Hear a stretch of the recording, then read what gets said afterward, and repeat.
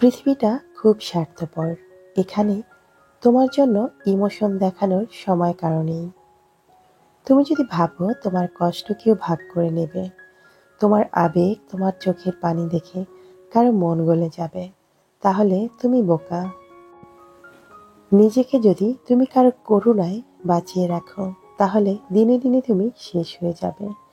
স্বার্থপর মানুষগুলোকে নিয়ে সারাদিন ভেবো না। তাদের কোনো ক্ষমতা নেই তোমাকে কিছু দেবার। তুমি তোমাকে অনেক বেশি শক্ত করে নাও, কারণ কষ্ট তোমার, দুর্বলতাও তোমার, আসক্তি তোমার, তাই খারাপ পরিণতিও তোমারই। সবাই মুখোশ পরে তোমার মাথায় হাত বুলিয়ে দেবে। মাঝে মাঝে কারো কারো আসল রূপটা বেরিয়ে পড়বে, তার উপর নতুন মুখোশ পরে হয়তো আরেকটা বার ধোকা দিবে। অন্ধকারে মুখোশ খুললে মানুষগুলোকে চেনা যায় না, কিন্তু কুৎসিত স্বার্থপর রূপটা ঠিকই বেরিয়ে পড়ে। হ্যাঁ, কারো মুখোশ খুলে যাওয়ার কষ্ট পেয়ে ভেঙে পড়াটা পুরোটাই একটা বোকামি। বরং তাদের বিষাক্ত মানসিকতা থেকে আপনি মুক্তি পেয়েছেন, এটা ভেবে বড় করে শান্তির কয়েকটা নিঃশ্বাস নিন। আর নিজেকে ইমপ্রুভ করুন। নিজেকে বাজারের পুঁটি মাছের মতো সস্তা করবেন না। যে আপনার কদর বোঝে না, তার হাতে নিজেকে তুলে দিবেন না। বারবার ভেঙে ফেলার সুযোগ দিবেন না। বরং নিজেকে শক্ত করে মানসিকভাবে গড়ে তোলার চেষ্টা করতে হবে। মনে রাখবেন, সফলতার পথে কাঁটা থাকবেই, কিন্তু যে থামে না সে একদিন গন্তব্যে পৌঁছায়। স্বপ্ন সহজে ধরা দেয় না, তাকে জয়ের জন্য জ্বলতে হয়, নিজেকে ভাঙতে হয়, গড়তে হয় নতুন করে। সময় কখনো প্রতারণা করে না, শুধু দেখে কে অপেক্ষা করতে জানে, কি লড়াই করে শেষ অবধি পৌঁছতে পারে। সুপ্রিয় দর্শক, আসসালামু আলাইকুম। আমি লাকি, ঢাকা থেকে বলছি। লাকিস মিনি ওয়ার্ল্ডের পক্ষ থেকে আপনাদের সবাইকে শুভেচ্ছা জানাচ্ছি। কাছে কিংবা দূরে, দেশ এবং দেশের বাহিরে, যে যেখান থেকে আমার আজকের ভিডিওটি দেখছেন কিংবা দেখছেন না, আশা করছি আল্লাহ পাকের অশেষ রহমতে আপনারা সবাই খুব ভালো আছেন। আমিও আলহামদুলিল্লাহ আল্লাহ পাকের অশেষ রহমতে বেশ ভালোই আছি। চলে এলাম আজকে নতুন আরেকটি দিনের গল্প, কথা এবং কাজ নিয়ে। কেমন আছে আমার সমস্ত ভাই আপুরা? আশা করছি সবাই ভালো আছেন, সুস্থ আছেন। সকাল থেকেই ভিডিওটি শুরু করেছি। অনেকদিন পর্যন্তই ভাবছিলাম নিচে গাছগুলোর কাছে দেখতে যাব। তাছাড়া গাছের জামরুলগুলো অনেকটা পেকে গেছে, কিন্তু সেগুলো নিয়ে আসার জন্য যে নিচে যাব সেই সুযোগটাই পাচ্ছিলাম না। কারণ আমার এই বিল্ডিংটা যেহেতু নির্মাণাধীন, এখনো কিন্তু কাজ চলছে, আরো যে কতদিন চলবে তার ঠিক নেই। তো সেই কারণে প্রচুর লোকজন, এখানে লেবাররা রয়েছে। তাই ইচ্ছে থাকলেও হুটহাট যখন তখন আমি নিচে যাই না, তাছাড়া রোদ তো থাকেই। তাই আজকে সকাল সকাল উঠেই নিচে চলে গেলাম। আর সেই সময়টা কিন্তু ফাঁকাই থাকে, তখন পর্যন্ত লোকজন কাজ শুরু করে না। গিয়ে দেখলাম অনেকগুলো জামরুলই চুরি হয়ে গেছে। যেহেতু এখানে লোকজন আছে, তো তারাও কিন্তু অনেক জামরুল নিয়ে নিয়েছে। তাছাড়া বেশ কিছু জামরুল তো মাটিতে পড়েও গেছে। আর পাখি তো রয়েছে, পাখিতে তো অনেক জামরুল খেয়েছে, সেটা তো দেখিয়েছি। মানে যতগুলো জামরুল আমি আপনাদেরকে আগে দেখিয়েছিলাম তার কিন্তু কিছুই নেই, সেটা নিশ্চয়ই বুঝতে পেরেছেন। আমি জাস্ট কয়েকটা জামরুলই পেয়েছি। তো যাই হোক, জামরুলগুলো কিন্তু মাশাআল্লাহ দেখতে অনেক সুন্দর হয়েছিল। খেতেও কিন্তু মোটামুটি অনেক মিষ্টি ছিল। অনেক জামরুল হয় না একটু পানসে টাইপের, এই জামরুলগুলো কিন্তু তেমন না। এটার জাতটা অনেক ভালো। জামরুলটাও আরো অনেক বড় হতো, যদি না পাখিতে খেয়ে ফেলতো বা অন্য কেউ নিয়ে নিত। কি আর করার, যেহেতু এটা এখন কোনো সিকিউরিটি ছাড়া রয়েছে, তাই আমিও সবগুলো জামরুল নিয়ে এসেছি। ইনশাল্লাহ আগামী বছরের মধ্যে এগুলো ছাদে তুলে নিতে পারবো, তখন হয়তো আরো যত্ন নিতে পারবো। তো এরপর বাসায় এসে নাস্তা রেডি করে নিয়েছিলাম, সেগুলো আর আপনাদের সঙ্গে শেয়ার করিনি। সরাসরি রান্নার পর্বে চলে গিয়েছি। তো আজকে রান্না করছি রুই মাছ দিয়ে বরবটি, আর সেই সঙ্গে হচ্ছে ছোট চিংড়ি মাছ দিয়ে কাঁকরোল আর আলু দিয়ে ভাজি করছি। পাশাপাশি টুকটাক অন্যান্য কাজও করে নিচ্ছিলাম। গতকাল রাতেই ডিমগুলো এনেছে। আনার সময় এখান থেকে প্রায় 13টা ডিম ভেঙে গেছে। তো আমি কালকে রাতেই ডিমগুলোকে ক্লিন করে রেখেছিলাম, এখন পানিটা শুকিয়ে গেছে। এখন বক্সে তুলে রাখছি। যখন বাইকে করে কোনো কিছু আনতে যাই, বিশেষ করে ডিম, তখন কিন্তু সেটা একদম ভেঙে যায় যদি না সেটা কোনো বক্সে থাকে কিংবা ডিমের খাঁচিতে থাকে। তো কলা আনতে গেলেও কিন্তু সেম অবস্থা হয়। তো তো কালকে কোনো ডিমের খাঁচি ছিল না, তাই পলিথিনে করে আনতে গিয়ে এই অবস্থা হয়েছে। কথা বলতে বলতে মাছগুলো ভাজি করে নিচ্ছে, আর এক সাইডে কিন্তু আমি ভাজিটা বসিয়ে দিয়েছি। আর অন্যদিকে আমি একটু আনারস কেটে নিয়েছি। আনারসটা কয়েকদিন পর্যন্ত ফ্রিজে রাখা ছিল, তো আজকে ভাবলাম বের করে কেটে ফেলি। আনারসটা কিন্তু অনেক মিষ্টি ছিল, তো সামান্য একটু লবণ আর সরিষার তেল আর মরিচ দিয়ে একটু মাখিয়ে নিয়েছি। মিষ্টি হলেও ঝাল ঝাল খেতে কিন্তু ভালোই লাগছিল। আর আমার কিন্তু আনারস খেতে ভীষণ ভালো লাগে। ভিডিওর এ পর্যায়ে সবার কাছে একটা রিকোয়েস্ট করে নিচ্ছি। জানি না আমার কোন কোন ভাইয়া কিংবা আপুরা আমার ভিডিওটি এখন পর্যন্ত দেখছেন। যদি আমার ভিডিওটি আপনাদের কাছে একটুও ভালো লেগে থাকে, তাহলে প্লিজ ভিডিওর নিচে একটি লাইক দিয়ে ভিডিওটি কন্টিনিউ করবেন। আর ভিডিও বিষয়ে আপনাদের যদি কোনো মতামত থেকে থাকে, সেটা অবশ্যই কমেন্ট বক্সে কমেন্ট করে জানিয়ে দিবেন। আর আপনি যদি আজকে প্রথম আমার চ্যানেলটি ভিজিট করে থাকেন, তাহলে আপনাকে বলছি, আমার কোনো কথা বা কাজ যদি আপনার কাছে একটুও ভালো লাগে, তাহলে আপনি চাইলে আমার ছোট্ট পরিবারের একজন সদস্য হয়ে থেকে যেতে পারেন আমার চ্যানেলটি সাবস্ক্রাইব করে। কথা বলতে বলতে কিন্তু রান্নাটা করে নিচ্ছিলাম। তো সবশেষে এখন এক চুলায় তরকারি বসিয়ে দিয়েছি, আর অন্যদিকে ভাত বসিয়ে দিয়েছি। বেশ অনেকদিন পরেই রুই মাছ দিয়ে বরবটি দিয়ে রান্না করছিলাম। খেতে কিন্তু মাশাআল্লাহ ভালোই হয়েছিল, তবে হালকা একটু ঝোলও রেখে দিয়েছিলাম। বেশ কিছু কাপড় জমে গিয়েছিল, সেগুলো ওয়াশিং মেশিনে দিয়ে দিচ্ছি। যদিও আমার প্রতিদিন ওয়াশিং মেশিনে কাপড় দিতে হয়, সেটা আবার একটা দুইটা না, অনেকগুলো করে। বিছানার চাদরটা গতকালকেও কিন্তু ক্লিন করেছি, কিন্তু কোনো এক কারণে চাদরের ভিতরে কয়েকটা দাগ লেগে গিয়েছিল, সেটা আর ওঠেনি। তো আজকে কাপড় শুকাতে গিয়ে দেখলাম চাদরের মধ্যে সেই দাগটা রয়েই গেছে। এই যে দেখুন, কতটা বুঝতে পারছেন জানি না, মানে তেল লাগলে যেমনটা হয় ঠিক সেরকম। আর বিছানায় বসে যখন তখন বাচ্চারা এটা সেটা খায়, সেই দাগগুলো কিন্তু রয়েই যায়। দাগ তোলার কিন্তু একটা টেকনিক রয়েছে, খুব সহজেই। যদিও এর আগে পরে অনেক সুন্দর সুন্দর টিপস আপনাদের সঙ্গে শেয়ার করেছি, একদম সহজ একটা টিপস দেখিয়ে দিচ্ছি। সার্ফ এক্সেলের যে লিকুইডটা রয়েছে, এই লিকুইডটা যেখানে দাগ সেখানে সামান্য একটু দিয়ে দিবেন। এরপর সেটা সরাসরি ওয়াশিং মেশিনে দিয়ে দেন। দেখবেন যখন আপনি এটা ক্লিন করবেন, তখন সেই দাগটা আর খুঁজেই পাবেন না। এরকমটা কিন্তু আমি অনেকবার ট্রাই করেছি, আর ভাবলাম আজকে আপনাদের সঙ্গে একটু শেয়ার করেই দিই। অনেকে রয়েছে ওয়াশিং মেশিনে কাপড় দেওয়ার আগে, বিশেষ করে বিছানার চাদর বা ভারী কোনো কিছু, সেটা কিন্তু গরম পানিতে ভিজিয়ে রেখে তারপরে ওয়াশিং মেশিনে ব্যবহার করে। আমি কিন্তু সেই কাজটা কখনোই করি না। তো আমি এভাবে একটু লিকুইডটা লাগিয়ে দিই, তারপর এভাবে হাত দিয়ে একটু ঘষে নিলেই দেখবেন সেটা সরাসরি ওয়াশিং মেশিনে দিয়ে দেন, একদম ক্লিন হয়ে যাবে। তো গতকাল আমি আর এই কাজটা করিনি, কারণ তখন আমার চোখে এই দাগগুলো পড়েনি। তো আজকে আবার দ্বিতীয়বার ক্লিন করছি, আর সঙ্গে একটু সার্ফ এক্সেলের গুঁড়ো দিয়ে দিচ্ছি। ছোট ছোট এই প্যাকেটগুলো রিন পাউডার কিনলে কিন্তু পাওয়া যায়, আমার কাছে কিন্তু বেশ ভালোই লাগে। ওয়াশিং মেশিনের এই কাভারটা গতকালকে ক্লিন করে ফেলেছিলাম, আজকে সেটা আবার পরিয়ে দিচ্ছি। প্রতিদিনই এত এত কাজ থাকে, যেটা কি বলবো, মানে কোনটা রেখে কোনটা করব সেটা আসলে বুঝে উঠতে পারি না। আসলে আমাদের মেয়েদের কাজের কোনো শেষ নেই।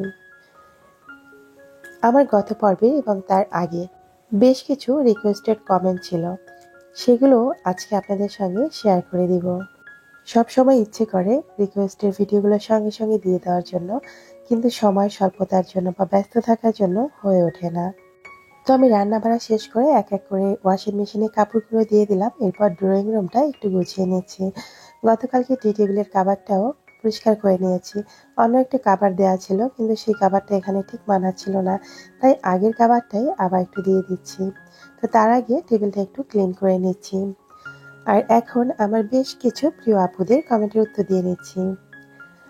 লাকি লায়ন ব্লগস থেকে একজন আপু কমেন্ট করেছেন, আসসালামু আলাইকুম আপু, কেমন আছেন? ওয়ালাইকুম আসসালাম আপু, আলহামদুলিল্লাহ ভালো আছি। আপু আরো লিখেছেন, আপনি আমাকে কি মনে আছে নাকি ভুলে গেছেন? না আপু, মনে আছে, কেন মনে থাকবে না?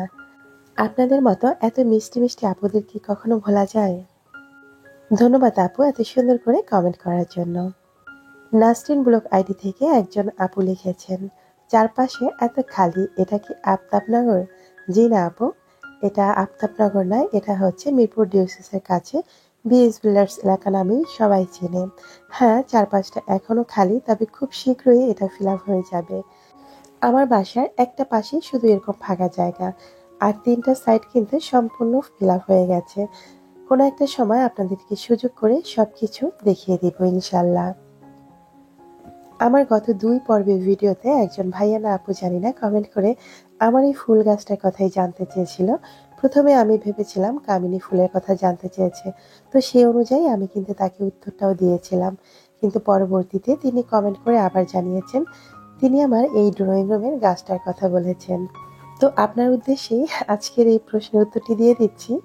এটা হচ্ছে একটা আর্টিফিশিয়াল গাছ, আর এটার নাম হচ্ছে ক্যামেলিয়া ফুল। আর এটার প্রাইস নিয়েছিল ৫,৫০০ টাকা। জানি না ঠকেছি না জিতেছি, তবে পছন্দ যেহেতু হয়েছে তাই নিয়ে নিয়েছি। আর এই গাছগুলো যদি আপনারা কিনতে চান তাহলে অবশ্যই উচ্চতা বুঝে এটার দাম নেবে। তো আমার এই গাছটার উচ্চতা রয়েছে ৬ ফুটের কাছাকাছি, মানে তার থেকেও কিছুটা বেশি হবে। আর দামটাও নিয়েছে একটু বেশি। তো আশা করছি আজকে আপনি আপনার উত্তর পেয়ে গেছেন। এমএন ব্লগস থেকে একজন আপু লিখেছেন, আপু নাকি কামিনী ফুল কিনতে গিয়েছিল, কিন্তু দোকানদার ওনাকে বলেছে প্রচুর রোদ লাগবে, তাই আর কিনেননি। তো আপু জানতে চেয়েছেন আসলে রোদ লাগবে কিনা। তো আপু, কামিনী ফুল গাছে রোদ লাগবে এটা সত্যি, তবে আপনি চাইলে আপনার বারান্দা বেলকনিতে রাখতে পারবেন। তবে সেখানে কম বেশি রোদ থাকতে হবে। যে কোনো গাছেই রোদ কিন্তু প্রয়োজন, রোদ ছাড়া কোনো গাছেই হতে চায় না। বাসার ভেতরে যদি চিন্তা করেন যে রাখবেন বা একদমই ছায়া পড়ে, কখনোই রোদ আসে না, তাহলে কিন্তু সেখানে ফুল তেমন একটা দিবে না। আপনি চাইলে গাছ রাখতে পারেন, তবে ফুল খুব কম হবে। কাজল রেখা আইডি থেকে একজন আপু লিখেছেন, আসসালামু আলাইকুম আমার সোনা আপু, কেমন আছেন? ওয়ালাইকুম আসসালাম, আলহামদুলিল্লাহ আপু, ভালো আছি। আশা করছি আপনিও নিশ্চয়ই ভালোই আছেন। আপু আরো লিখেছে, আপনি সব মিলিয়ে ভিডিওটা অনেক সুন্দর ছিল। আপনার রান্নাঘরের হাঁড়ি পাতিল সব আমার ভালো লাগে, তাই ভিডিওগুলো দেখি। ওই যে বলে, স্বাদ আছে সাধ্য নাই। ননস্টিক কড়াই কিনতে চাই, এত দাম কিনতে পারি না। আমি তো আপনার ছোট বোন, আপনার পুরনো একটা পাঠিয়ে দিয়েন, আমি রান্না করব। আপনি ভালো থাকেন সোনা আপনি, আল্লাহ যেন আপনার সব রোগের হাত থেকে মুক্ত দেয়। আমার জন্য দোয়া করবেন। অনেক অনেক দোয়া এবং ভালোবাসা রইল। আল্লাহ যেন আপনার মনের ইচ্ছেগুলো পূরণ করে। তবে আপনি যে কমেন্টের ভিতরে পুরনো হাড়ির কথা বলেছেন, যেটা আমার কাছে একদমই ভালো লাগেনি। সত্যি অনেক খারাপ লেগেছে। এভাবে কথা বলতে হয় না আপু। আমি আপনাদেরকে বোনের চোখে দেখি, তাই বোনেরা যদি এভাবে কথা বলে সত্যি আমার কলিজায় এসে লাগে। তাই আল্লাহ পাক যদি তৌফিক দেয় তাহলে অবশ্যই আপনাকে নতুনটাই কিনে দেব, পুরাতনটা কেন দিব? বোন বলে কথা, তাই না? বোন বলেছেন না? তো কাজল আপু, অনেক অনেক দোয়া এবং ভালোবাসা রইল, ভালো থাকবেন সব সময়। তো এই যে অনেক দিনের আশা এবং আকাঙ্ক্ষার একটা পার্সেল পেয়েছি আমি। হয়তোবা ভাবছেন পাগলের মতো আপু কি নিয়ে এগুলো নাড়াচাড়া করছে। আচ্ছা, এগুলো কি গাছ বলেন তো? আজকে আমি এগুলোর নাম নিব না, বলেও দিব না। দেখি আপনারা কে কে এই গাছের নাম জানেন বা গাছগুলোকে চিনতে পেরেছেন। আমার মনে হয় ম্যাক্সিমাম আপু বা ভাইয়ারাই চিনতে পারবেন। তারপরেও দেখি কারা কারা জানেন। আগামী পর্বে ইনশাল্লাহ এই গাছগুলোর নাম বলে দিব। আমার অনেক আশার বা শখের, বলতে পারেন অনেকগুলো অনলাইন পেজ ঘুরে ঘুরে অবশেষে আমি এটা পেয়েছি। এটা একটা ফুল গাছ, শুধু এইটুকুই বলে দিলাম। এক একটা গাছে এক এক ধরনের ফুল ফুটবে। তো বলতে পারেন অনেক শখ করেই গাছগুলো এনেছি। মোটামুটি ভালোই দাম নিয়েছে। তো আজকে আর সেটা বলছি না, আগামী পর্বে বলে দেব। আমার বেশ কয়েকজন আপুই অনেকবার কমেন্ট করেছেন আমি কিভাবে ফুল গাছ রাখি বা বারান্দার বাহিরে কিভাবে গাছগুলো নেই, সেটা নিয়ে তাদের জানার ইচ্ছে ছিল বা কমেন্ট করেছিল। তো আমি যেহেতু এখন আমার নিজের বাসায় থাকি, আর আমার যেহেতু গাছ রাখার শখ বা ইচ্ছে, তাই কিন্তু আমি আমার ড্রয়িং রুমের মধ্যে এই বেলকনিটা তৈরি করেছি। আর বেলকনিটা যখন তৈরি করেছি তখন বাহিরে একটা তাক দিয়েছি। যদিও আমি কথাটা বেশ কয়েকবার বলেছি, কিন্তু আপনারা বুঝতে পারেননি, তাই আজকে সম্পূর্ণ দেখিয়ে দিলাম। আর বেলকনির ভিতরে আমি একটা দরজাও দিয়েছি যেন গাছগুলো রাখা যায়। তবে আগে পরে আমি যখন গাছ রাখতাম, মানে যখন ভাড়া বাসায় ছিলাম, তখন গাছগুলো কিন্তু বালতিতে ভরে তারপরে উপর থেকে রশি দিয়ে নিচে নামাতাম। তো সেটাও অনেকবার বলেছি, দেখিয়েছি, কিন্তু আপনারা বুঝতে পারেননি। আর এখন তো আমি আমার বেলকনিতে দরজা রেখেছি আর বাহির সাইডে একটা তাক দিয়েছি। আর এছাড়াও আপনারা হ্যাঙ্গারে করে গাছ রাখতে পারেন।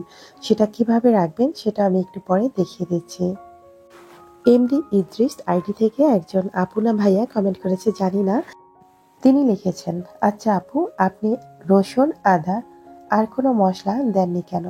বিরিয়ানির মশলা দিয়ে রান্না করেছেন, এমন রান্না প্রথম দেখেছি। আপু, আপনার কমেন্ট পড়ে আমি নিজেও তো অবাক হয়ে গেছি। বিরিয়ানির মধ্যে আমি সবকিছু দিয়েছি যেগুলো প্রয়োজন ছিল। টক দই দিয়েছি, দুধ ব্যবহার করেছি, তাছাড়া কিশমিশ, বাদাম বাটা সবকিছু ইউজ করেছি। হয়তোবা কিছু কিছু সিন কিন্তু মিস হয়ে গেছে। আর আমি কিন্তু প্রথমেই বলেছি আমি সম্পূর্ণ রেসিপি আকারে কিন্তু ভিডিওটা শেয়ার করিনি, কারণ এর আগে আমি অনেকবার বিরিয়ানির ভিডিও দিয়েছি আমার চ্যানেলে। তাই সবসময় এক ধরনের রেসিপি দেখতে কারো কাছেই ভালো লাগে না। তাই আমিও অনেক সিন কেটে ফেলেছি, যে কারণে আপনি বুঝতে পারেননি আমি কি কি ব্যবহার করেছি। হয়তো বলে দিয়েছি আমি রাঁধুনি প্যাকেট মশলায় বিরিয়ানিটা রান্না করেছি, সেটা তো বিরিয়ানির একটা মশলা। এছাড়াও আনুষঙ্গিক আমাদেরকে বাদাম বাটা, কিশমিশ বাটা, তারপরে টক দই, এই ধরনের মশলা তো ইউজ করতেই হবে। এটা মনে হয় আমরা কম বেশি যারা বিরিয়ানি রান্না করতে জানি তারা সবাই জানি, তাই না? তো যাই হোক, আমি প্রথমে বলেছিলাম যে আমি কিভাবে অন্য বেলকনিতেও গাছ রাখি বা কোনো তাক ছাড়াও রাখতাম সেটা একটু দেখিয়ে দিই। যখন বেলকনির সামনে গাছ রাখার কোনো অপশন থাকে না, তখন গাছগুলো কিন্তু ঝুলিয়ে রাখা যায়। আর তার জন্য বাইরের সাইডে একটা হ্যাঙ্গার ঝুলিয়ে দিতে হয়। আর সেটা কিভাবে তৈরি করেছি আমি একটা গাছ ফাঁকা করে তারপর আপনাদেরকে কিছুক্ষণ পরেই দেখিয়ে দিচ্ছি। ভিডিওর এ পর্যায়ে এখন বলে দিচ্ছি গত পর্বের ধাঁধার সঠিক উত্তর। গত পর্বের ধাঁধা ছিল কোন জিনিস আগুনে পড়ে না আবার জলেও ডোবে না। ধাঁধার সঠিক উত্তর ছিল বরফ। যিনি সর্বপ্রথম কমেন্ট করে সঠিক উত্তরটি জানিয়েছেন তার জিমেল অ্যাকাউন্টের নাম হচ্ছে ময়না মম।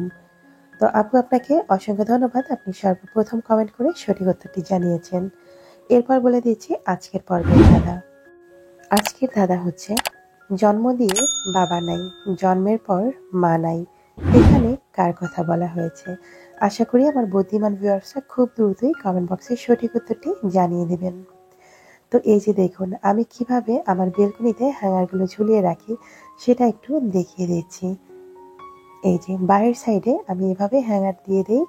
আর এগুলো কিন্তু আমরা অর্ডার দিয়ে বানিয়ে নিই, রেডিমেড কিনতে পাওয়া যায়, তবে সেগুলো একটু হালকা টাইপের হয়ে থাকে। আমি কোনো রিস্ক নিতে চাই না, যে কারণে একটু মোটা করে তারপরে তৈরি করছি। তো এখানেও আমি একটা গাছ রাখবো, সেই জন্য এটা একটু চওড়া করে দেখেছি, একটু বড় সড়ো করে। যখন রাখবো ইনশাল্লাহ তখন শেয়ার করে দিব। আশা করছি আজকে আপনারা নিশ্চয়ই বুঝতে পেরেছেন আমি কিভাবে গাছগুলো রাখি বাহির সাইডে। তো দেখতে দেখতে ভিডিওর একদম শেষ প্রান্তে চলে এসেছি, আজ এখানেই বিদায় নিচ্ছি। দেখা হবে আগামী পর্বে নতুন কোনো ভিডিওর সঙ্গে। ততক্ষণ আপনারা ভালো থাকবেন, সুস্থ থাকবেন। আল্লাহ হাফিজ, আসসালামু আলাইকুম।